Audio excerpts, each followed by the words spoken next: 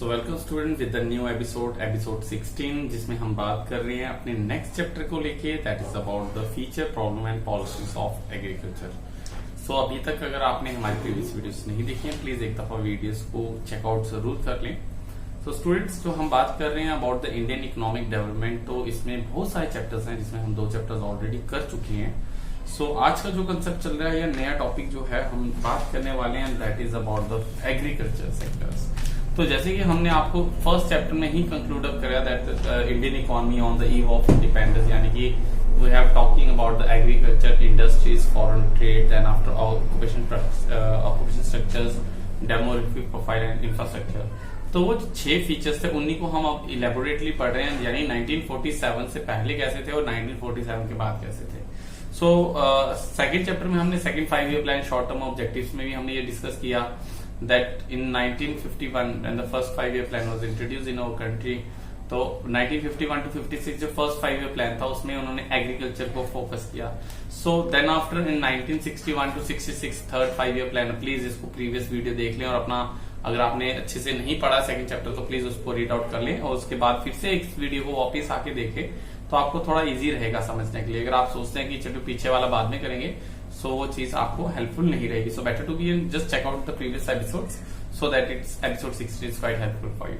सो normally अगर बात करें इस चैप्टर्स में तो इस चैप्टर में हम 5 चीजें पढ़ने वाले हैं। इस चैप्टर में हम सिंपल सी बात करें एग्रीकल्चर को लेके, एग्रीकल्चर समझ रहे हो that is in the primary sector, बहुत आसान सी चीज है, इसमें कुछ ज्यादा एक्सप्लेन करने वाली जरूरत नहीं है। आई होप आप लोगों ने एग्रीकल्चर बचपन से देखी होगी और शायद आप वीडियो देखने वालों में से कुछ लोग ऐसे भी हों या कुछ स्टूडेंट्स ऐसे हों जो ऐसे एरिया से आते हैं जहाँ पे एग्रीकल्चर एक्टिविटीज परफॉर्म की जाती है। So better to be an, अब मैं डिस्कस कर लूँ अपने लर्निंग ऑब्जेक्टिव्स को जो हम इस चैप्टर में सीखने वाले हैं। The learning objective of this chapter is about the importance of agriculture, then after features of agriculture, then problems of Indian agriculture, then after some technical reforms or reforms in agriculture sector and the tackling the problem, जो problems हमको tackle करना है, and the lastly is about the achievements and finally छोटा सा concept that is about the green revolutions। so ये 5 चीजें जो हैं हम इस चैप्टर में कवर अप करेंगे। चलो जल्दी से वीडियो स्टार्ट करते हैं और अगर तक और वीडियो को आपने लाइक नहीं किया हमारे प्रीवियस या सब्सक्राइब नहीं किया चैनल, प्लीज सब्सक्राइब इट और शेयर करना तो ना भूलें और कमेंट बॉक्स में सारे बच्चे अपना नाम, अपना स्कूल, अपना सब कुछ डाल दें ताकि अटेंडेंस आपकी मार्क हो जाए। सो आपकी अटेंडेंस यहीं से मार्क की जाएगी। कोई भी अगर स्टूडेंट्स आता है और ये कहता है कि हमने क्लासेस लगाई हैं तो नीचे आपके कमेंट बॉक्स में पता चल जाएगा, और अगर आपने नहीं लगाई है तो आप ही पे बात आएगी आप क्यों नहीं लगा रही हैं। सो यूट्यूब पे वीडियोस इजीली अवेलेबल हैं, अब यहाँ वहां जाने के बजाय आप इजीली आप इस वीडियोस को देखें। और जो आउट ऑफ जो मेरी ये वीडियोस देख रहे हैं जो बच्चे जो हमारे स्कूल्स के नहीं है आउट ऑफ, तो उनको मैं बता दूं क्योंकि लॉकडाउन में हमने अपने 10 सीट्स के साथ अपना जो ट्यूटोरियल सेटअप्स जो है वो स्टार्ट किया था वो हमने स्टार्ट कर दिया है और ऑलमोस्ट 4 और 5 seats is remain be there. तो 10 सीट्स के साथ मैं काम कर रहा हूँ। तो वो भी ग्रुप जो है वो स्टार्ट हो चुका है जिसमें हम 30th ऑफ नवंबर को अपना सारा का सारा सिलेबस माइक्रो और इंडियन इकोनॉमिक दोनों का अपने ट्यूशन में 30th ऑफ नवंबर तक हम कंप्लीट कर देंगे। सो अभी जस्ट रिसेंटली स्टार्टअप हुआ है तो बेटर है अगर आप कठुआ से हैं तो ज्वाइन करें इसको जल्दी। कॉन्टेक्ट नंबर आपको व्हाट्सएप 9018186143 मेंशन है। सो स्टार्ट करें आज importance of agriculture in the Indian economy. तो इंडियन इकोनॉमी में जो एग्रीकल्चर था कैसा था, इंपॉर्टेंस समझते हो ना, क्यों जरूरी है इंडियन इकोनॉमी में एग्रीकल्चर, एग्रीकल्चर क्या जरूरी है, क्यों का क्या काम करता है। सो let me start about the very first one thing that is about the contributions to GDP। तो contribution to GDP total productions of the country, अब total production में कितना contribute कर रहा है तो हम कहते हैं इसका contributions है। और अगर contribution की बात करें that about 1/4 of the Indian GDP depends on the primary sectors of the which the agriculture is a core component। तो primary sector के अंदर फिशरी जो है, आयरन ओर है, ये सारे प्राइमरी सेक्टर के अंदर आते हैं। उसमें से एग्रीकल्चर भी जो है वो प्राइमरी सेक्टर में आपने फर्स्ट चैप्टर में पढ़ा था दैट इज अराउंड 72% के नियर बाय जो है पीपल डिपेंड्स है अपॉन द प्राइमरी सेक्टर। तो जीडीपी की बात करें अबाउट 25% जीडीपी जो है वो है हमारी एग्रीकल्चर सेक्टर से, प्राइमरी सेक्टर से निकलते हैं। उसमें कोर कंपोनेंट जो है वो जो है that is about the agriculture sector जो है उसमें कंट्रीब्यूशन करता है। सो अगर बात करें generally that GDP ranges between the 51 to 14.2% of the different years throughout the trend to decline the over time. तो डेफिनेटली एग्रीकल्चर को थोड़ा निग्लेक्ट किया जा रहा है। 51% जीडीपी जहां पे कंट्रीब्यूशन करती थी एग्रीकल्चर, अब वहां पे 14.2% ही करती है, where in the 14% in the 2011 and 12, यानी 2011 and 12 सेशंस के अकॉर्डिंग आपको पता चलेगा कि ये सिर्फ और सिर्फ कितने परसेंट रहेगी, दैट इज ओनली 14%। और सेकंड की बात करें that is about the supply of wage वुड। सप्लाई ऑफ वेज वुड, वेज वुड क्या होते हैं, खाने पीने की चीजें। तो नेचुरली आपके वीट, राइस, मैदा, सूजी, जो भी जितनी भी चीजें खाने की आती हैं वो सारी एग्रीकल्चर से ही आती हैं। सो खाने पीने वाली सारी चीजें जो होती हैं that is the supply of wage would जो होता है वो एग्रीकल्चर करता है। तो ऑब्वियसली ये इंपॉर्टेंट है, हमारे एग्रीकल्चर सेक्टर जो है इंपॉर्टेंट है for the Indian economy. Indian economy इसलिए इंपॉर्टेंट है क्योंकि खाने पीने की चीजें हमें प्रोवाइड करता है।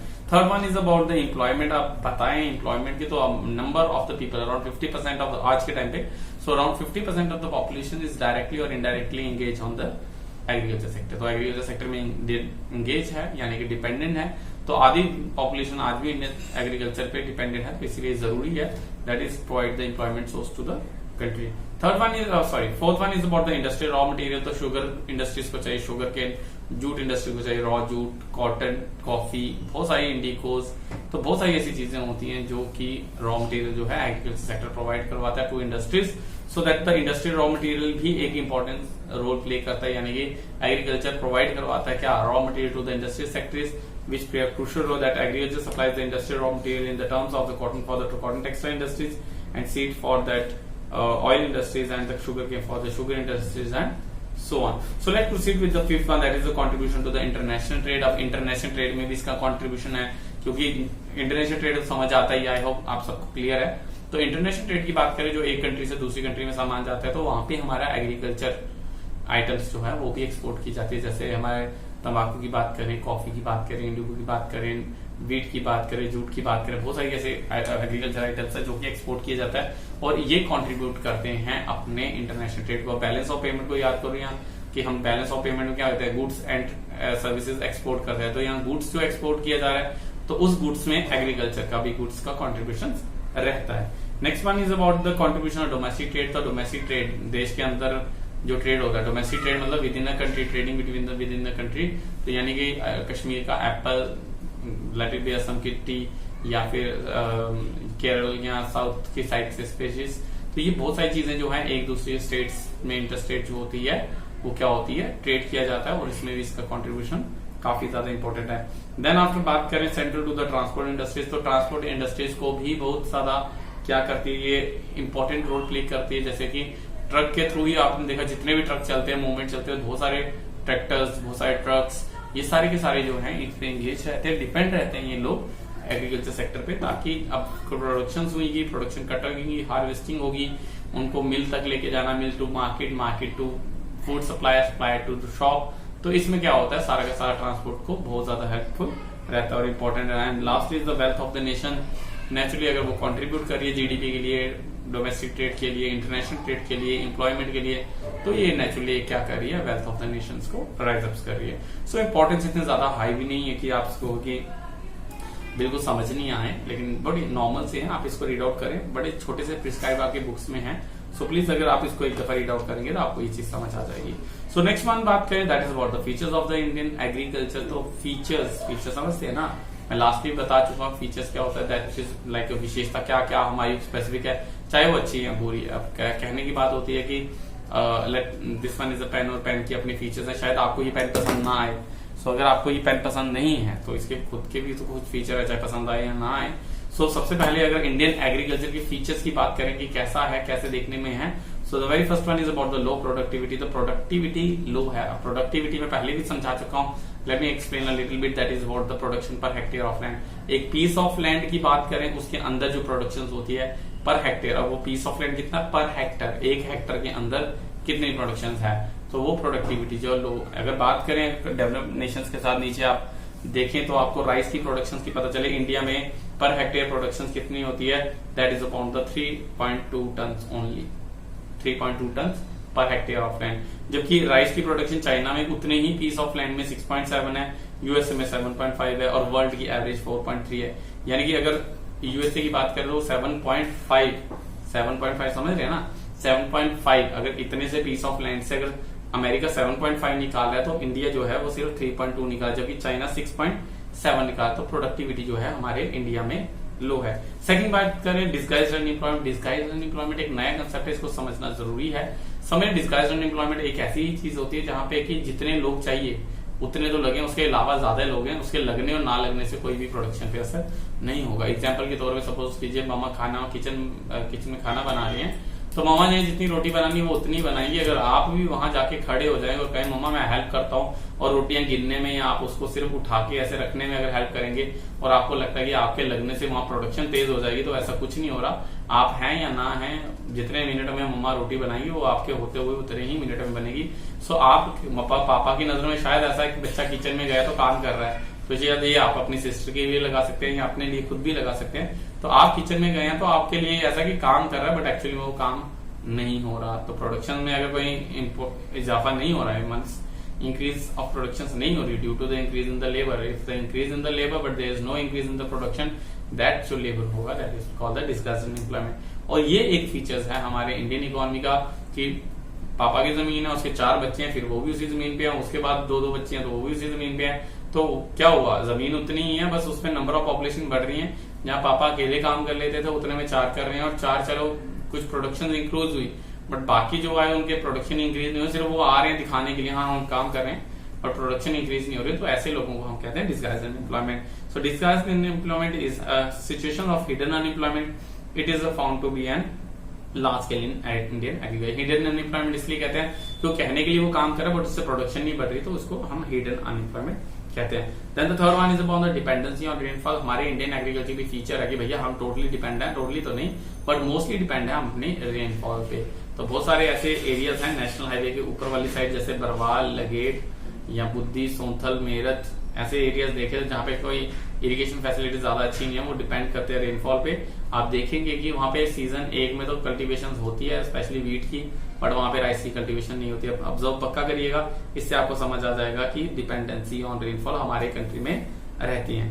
Fourth one is about the substance farming. Substance farming की हम अपने खाने के लिए करते हैं, अपने घर में अपने स्टोरेज देखा होगा पेरेंट्स ने स्टोरेज के तरह रखा है, तो वो चीज रखी हुई है। तो जिसमें हम ये चीज कह सकते हैं कि सब्सटेंस फार्मिंग होती है, सब्सटेंस ओरिएंटेड फार्मिंग है हमारे। It means the primary objective of the farmer is secure to the family अपनी फैमिली को ही सिक्योर करना है, उतना ही बनाओ जो अपने घर के खाने के लिए हो। कहते हैं ना घर की चावल, घर का आटा, घर की दालें, तो इट मीन्स वो होती है सब्सटेंस फार्मिंग। हम मार्केट के लिए नहीं, हम सिर्फ अपने खाने के लिए प्रोड्यूस करते हैं। Then fifth one is about the traditional inputs. हम आज भी ट्रेडिशनल इनपुट्स यूज कर रहे हैं। ट्रेडिशनल इनपुट्स की बड़ी इजी से एग्जांपल है, आज भी बैल रखे हैं लोगों ने, उसके हल ये कल्टीवेशन करते हैं, ट्रैक्टर और ये सब कुछ यूज नहीं करते हैं। बड़े नॉर्मल सी गोबर को यूज करके वो उसका फर्टिलाइजर्स बना लेते हैं, कोई केमिकल फर्टिलाइजर यूज नहीं होता है। तो ये सारी चीजें जो है हमारी ट्रेडिशनल इनपुट्स करती है, और इसी वजह से हमारी प्रोडक्टिविटी भी लो रहती है। Then after 6 one is small holding. Small holding छोटे छोटे खेत समझते हो, अभी देखोगे अपने मार्केट को टेढ़े हैं, कोई सीधे हैं, छोटे छोटे खेत हैं, जिसकी वजह से वो ट्रैक्टर या हल प्रॉपरली कल्टीवेट नहीं होता, इतने ज्यादा एरिया तो चलने के लिए रखे होते हैं, तो काफी ज्यादा लैंड वेस्ट हो रही है। तो इसको कहते हैं small holding. That small size of the farmers land under the cultivation is the characteristics features of the Indian agriculture. तो ये चीज क्या है, हमारे फीचर्स है। The next one is land tenant conflict. Land tenant conflict वही landlord और जमींदारों वाला झगड़ा, कि जो लैंडलॉर्ड होते हैं, जमींदार थे, और जो फार्मर थे, उनके बीच में झगड़ा हमेशा चलता रहा है, हमेशा पुराने से, और इवन आज भी होता है। आज भी अगर कोई जमीन देता है अपनी कल्टीवेशन किसी को करने के लिए रेंट पे, तो उसके बीच में झगड़ा रहता है कि कितना पार्टीशन होगा, कितनी प्रोडक्शन तुम्हारी, कितनी मेरी। सो ये चीजें एक फीचर रहता है। The last one is backward technology. आज तक हमारी टेक्नोलॉजी जो है वो बैकवर्ड है। इवन दैट आप देखें, हम आज भी हाथों से स्प्रे करते हैं, हम हर चीज जो है मैन्युअली वर्क करते हैं, कोई भी मशीनरी, कोई भी ऑटोमेटिक नहीं होता। जबकि आप इन यूट्यूब पे एक दफा वीडियो देख लें कि जो फर्टिलाइजर जो होते हैं अमेरिकन से, वो तो प्लेन के थ्रू जो है वो स्प्रेड करते हैं, अपनी स्प्रे करते हैं अपनी केमिकल्स फर्टिलाइजर्स को।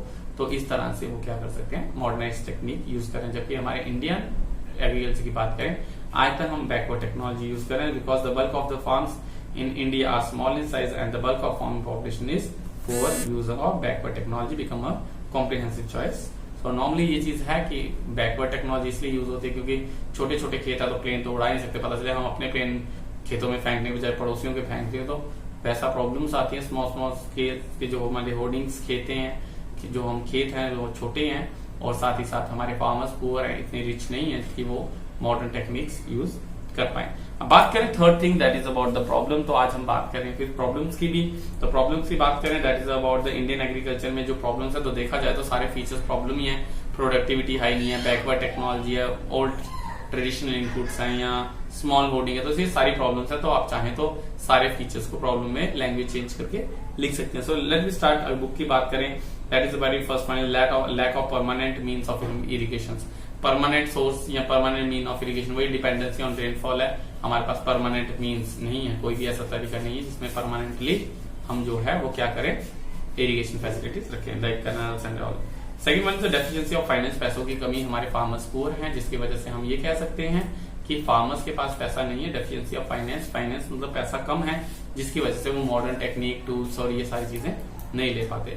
Third one is about the conventional outlook, पुरानी सोच कि अगर आप अपने दादाजी से बात करें, अपने पेरेंट्स से बात करें कि पापा एक काम करते हैं, बड़ा वाला हार्वेस्टर्स की मशीन ले लेते हैं या टर्बाइंस खरीद लेते हैं, ये लेते हैं, वो कहते हैं नहीं इतनी जरूरत नहीं है, तो इतनी चीज सपोर्ट नहीं रखते। कन्वेंशनल आउटलुक्स की बात ही यही होती है कि पुरानी सोच है, और पुरानी सोच की वजह से वो मॉडर्नाइज नहीं होना चाहते।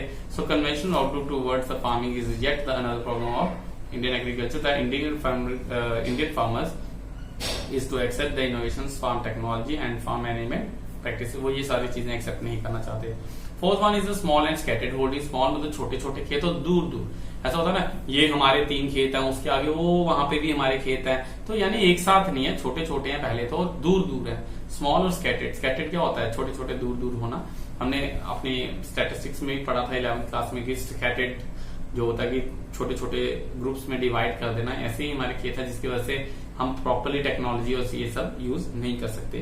Fifth one is exploitative agrarian relations, तो यही इंडियन लैंडलॉर्ड इन कॉन्फ्लिक्ट आ गया कि एग्रीगेरियन जो रिलेशंस है वो एक्सक्लूटिव है या अग्रेसिव है, दैट मीन्स झगड़ा वाला होता है, जिसकी वजह से जो काम करने वाला प्रॉपरली काम नहीं करता और वो सिर्फ अपने खाने के लिए सब्सिस्टेंस फार्मिंग पे ही डिपेंड है, वो मार्केट के लिए या कंट्री के लिए प्रोड्यूस कम करना प्रेफर करता है। बात करें lack of organised market system, आज तक पता नहीं है अभी, इवन दैट वो आपने किसान बिल भी देखा होगा जहां पे उन्होंने कहा कि पहले तो मंडी में जाके मार्केट में वो अपना सामान बेच सकते थे, अब वो चीजें अवेलेबल नहीं होंगी। तो ओवरऑल देखा जाए तो आपको ये प्रॉब्लम्स और फीचर्स ऑलमोस्ट सेम रहेंगे, क्योंकि इंडियन एग्रीकल्चर जो फीचर्स हैं वो बैकवर्ड है, पुराने हैं, जिसकी वजह से ये सारी प्रॉब्लम्स आपको देखने को मिलेंगी। आई होप आपको इंपॉर्टेंट फीचर्स और प्रॉब्लम समझ आई होंगी, इतना ज्यादा कॉम्प्लिकेशंस नहीं है, आपको इंपॉर्टेंस और फीचर्स समझ है तो प्रॉब्लम्स ऑटोमेटिकली आपको निकल जाएंगी। सो आज की वीडियो में हम इतना ही रखते हैं। प्लीज आप एक काम करें, इस चीज को प्लीज रिकैप्चुलेट करें, नोट डाउन कर लें। आपके बुक में सारा मटेरियल दिया हुआ है, वहां से उतार सकते हैं, शॉर्ट कर सकते हैं, कोई भी इश्यूज नहीं होगा, बट अपनी राइटिंग्स में अपना लिखना that is quite easy on for you. I hope आपको ये चीज समझ आई होगी। नेक्स्ट टाइम हम बात करेंगे अबाउट द प्रॉब्लम्स के बाद हम इसके टैकल द प्रॉब्लम्स किस तरह से हम टैकल कर सकते हैं, रिफॉर्म्स क्या रहेंगे और अचीवमेंट्स क्या रही, इनके बारे में हम अपनी नेक्स्ट वीडियो में बात करें। आई होप आपको ये वीडियो समझ आई होगी। कमेंट बॉक्स में प्लीज अपना नाम लिखना ना भूलें, और व्हाट्सएप पे 9018186143 नंबर है, और आप अपना क्लासेस को ज्वाइन जरूर करें। Thank you so much for being with us. Stay tuned, stay safe. I hope next class आपको इजी रहेगी। Bye bye.